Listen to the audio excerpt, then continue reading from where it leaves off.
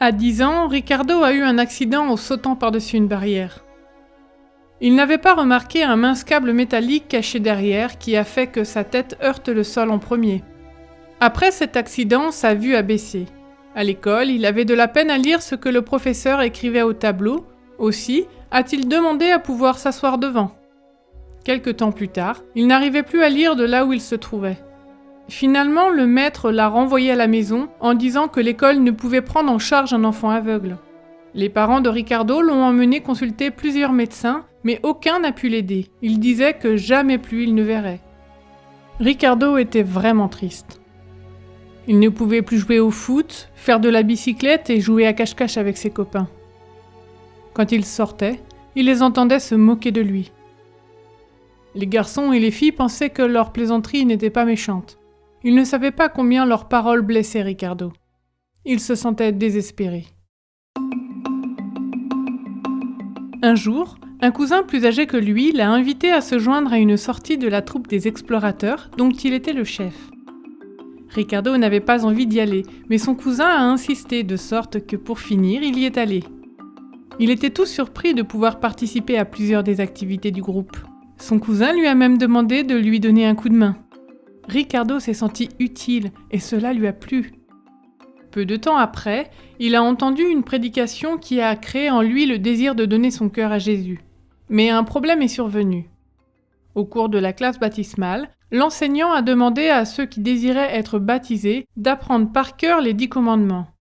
Mais Ricardo ne pouvait lire ni la Bible, ni le papier remis par l'enseignant sur lequel ils étaient imprimés. Il pensa avec tristesse qu'il ne pourrait être baptisé.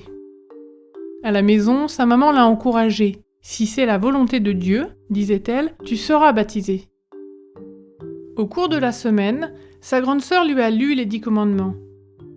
Elle lui a lu et relu jusqu'à ce qu'il les ait bien mémorisés. Le vendredi, tous ceux qui voulaient être baptisés se sont réunis à l'église. « Qui veut être le premier à réciter les 10 commandements ?» demanda l'ancien de l'église. Personne d'autre n'avait bougé. Aussi, Ricardo a levé la main. Il les a récités parfaitement. L'ancien a été étonné et lui a chaleureusement serré la main.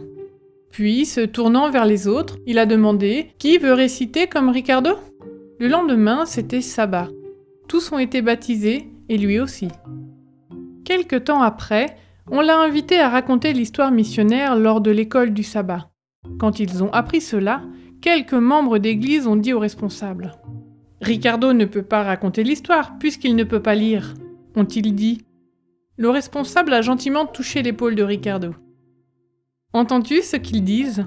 Ricardo a hoché la tête. « Montre à tout le monde ce que tu es capable de faire », lui a-t-il dit. « Prépare-toi à raconter l'histoire sabbat prochain. » La sœur de Ricardo lui a lu l'histoire missionnaire et il l'a facilement mémorisée de sorte que le sabbat suivant, il l'a racontée du début à la fin.